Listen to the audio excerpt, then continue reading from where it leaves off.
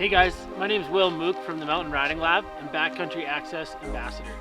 We're here today to talk to you about human factors and how they can lead to making mistakes when you're out in the backcountry.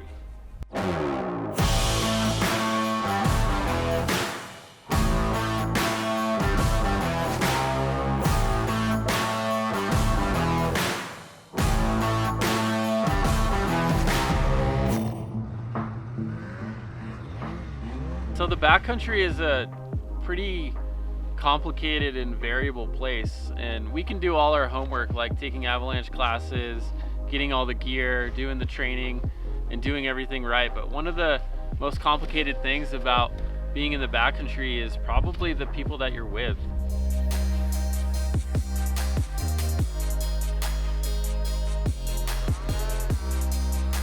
So it's important to look into what some of these human factors are and the ways that our minds get us in trouble out there. When you ride the same zone a lot, it's easy to become complacent. It's important to be objective and recognize that not every day has the same conditions. Having local knowledge of the terrain is a huge asset, but it's really important to recognize that it can also be a liability in your decision-making process. In this day and age, it's easy to let social media impact your decision making. It's important to recognize your motivation for being out in the mountains. Is it because you just want to be out there, or is it because you've seen people online sending big lines and you want to be just like them? The moment I start to feel my ego get in the way, I look at my decisions and decide that it might be time to reassess what I'm doing.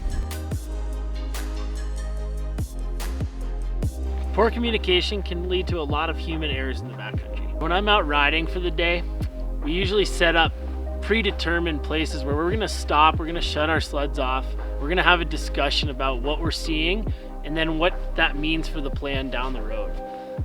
It's really important in those check-ins that everybody has a voice, everybody has an opinion, and everybody speaks up if they've seen, one of those red flags that we've been watching out for.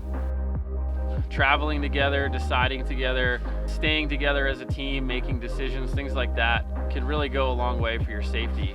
So one of my favorite pieces of gear and a piece of gear that I think is essential in the backcountry is the BC Link radio. It's a huge part of group management and keeping your group on the same page, alerting others to any kind of hazard, or just staying in communication if somebody needs help. We all love to be out there with as many buddies as we can, but sometimes there's too many people. One of the most unpredictable things in the backcountry are the people we're with. So if we have a really large group, it's going to be harder to maintain good group management. And then again, if you're a little bit less experienced than them, you might be afraid to speak up and kind of be that louder voice in the crowd. If you're thinking something, somebody else in the group probably is too.